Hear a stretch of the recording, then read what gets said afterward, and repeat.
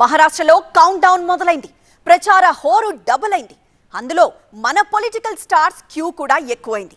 ప్రచారానికి జస్ట్ గంటలే టైం ఉంది. అందుకే రెండు ప్రధాన కూటములు తమ బ్రహ్మాస్త్రాలను బరిలోకి దింపాయి.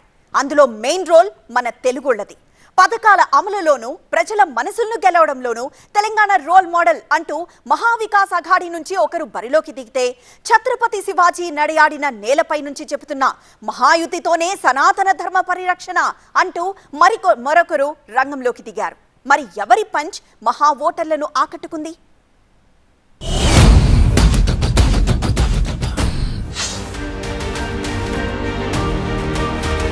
మహారాష్ట్రలో లాస్ట్ పంచ్ మహాకిక్కిస్తోంది. దేశంలోనే రిచెస్ట్ స్టేట్ లో రిచెస్ట్ నేతలతో రిచెస్ట్ ప్రచారంతో ప్రచార పర్వం మరింత ఊపందుకుంది. ఇప్పుడు మహారాష్ట్ర గడ్డపై మన తెలుగు నేతలు కూడా బిజీగా తిరుగుతున్నారు.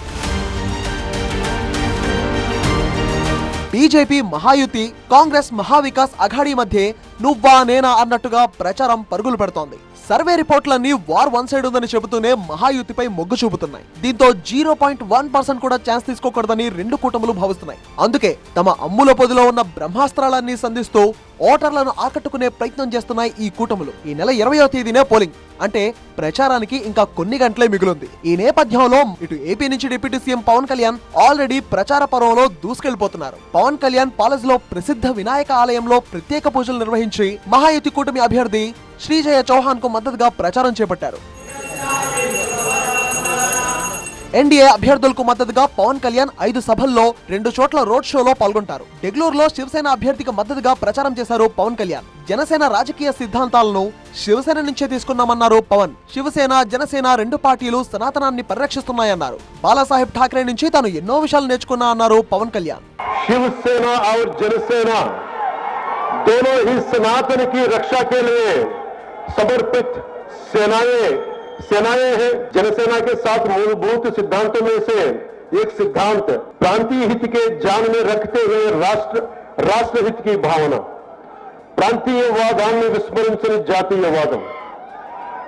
ఇది శివసేన అధినాయకుడు హిందూ హృదయ సామ్రాట్ బాలాసాహెబ్ ఠాక్రే గావించిన నేర్చుకున్నాడు. సనాతన ధర్మంపై పవన్ కళ్యాణ్ ఇచ్చిన స్పీచ్ ఇది. ప్రస్తుతం పవన్ కళ్యాణ్ తెలుగులోనూ అటు హిందీలోనూ ప్రచారం చేస్తున్నారు.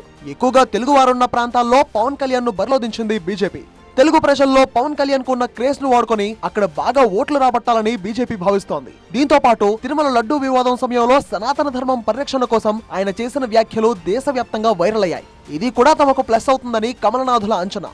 ఇక పవన్ కళ్యాణ్ తో పాటు ఏపీ సీఎం చంద్రబాబు కూడా మహారాష్ట్ర ఎన్నికల్లో పాల్గొనాల్సి ఉండగా చివరి నిమిషంలో రద్దు చేసుకున్నారు. ఇక తెలంగాణ నుంచి మహారాష్ట్ర ఎన్నికల ప్రచారంలో మరోసారి తన మార్కెట్ ను చాటుకుంటున్నారు తెలంగాణ సీఎం రేవంత్ రెడ్డి. చంద్రపూర్ బహిరంగ సభలో ప్రసంగించారు ఆయన. మహారాష్ట్రలో మహావికాస్ అఘాడీ ప్రభుత్వాన్ని గెలిపిస్తే తెలంగాణ తరహాలోనే మహిళలకు ఉచిత బస్సు ప్రయాణం, స్థానికులకు ఉద్యోగాలు కల్పిస్తామన్నారు రేవంత్ రెడ్డి. మహారాష్ట్రలో ప్రజా తీర్పు షిండే, పవార్ కాలరాశారని, గుజరాత్ కు గులాములుగా మారారని విమర్శించారు రేవంత్ రెడ్డి.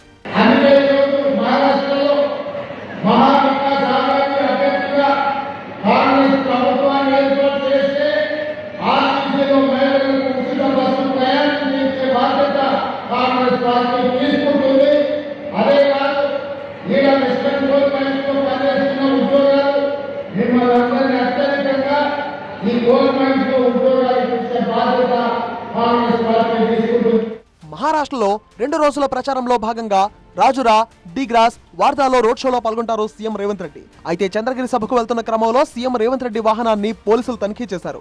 అయితే ఇది రొటీన్ లో భాగమే. క్యాంపెయినింగ్ క్లైమాక్స్ దశకు చేరుకున్న క్రమంలో మహారాష్ట్రకు దేశ నలుమూలల నుంచి లీడర్ల ఫ్లోటింగ్ పెరిగింది. అవాంఛనీయ ఘటనలకు తావు లేకుండా ఈసీ ఆదేశాల మేరకు భద్రతను పెంచడం సహా విస్తృతంగా తనిఖీలు నిర్వహిస్తున్నారు అధికారులు. సో ఇప్పుడు మరాఠా అడ్డాలో తెలుగు నేతల ప్రచారం హైలైట్ గా మారింది. భారీగా ఉన్న తెలుగు ఓటర్స్ ను ఆకట్టుకోవడం సహా హిందీ మాట్లాడుతూ మహారాష్ట్ర వాసులను సైతం అట్రాక్ట్ చేస్తున్నారు మనోళ్లు. మహారాష్ట్రలో తెలుగు మూలాలున్న ప్రజలు ఎక్కువ మంది ఉన్నారు. అదే సమయంలో ముంబై దేశ ఆర్థిక రాజధాని కావడంతో అన్ని ప్రాంతాల ప్రజలు అక్కడే ఉంటారు. అందుకే ఇతర రాష్ట్రాల నేతలు మహారాష్ట్ర ఎన్నికల్లో ప్రచారం చేస్తున్నారు.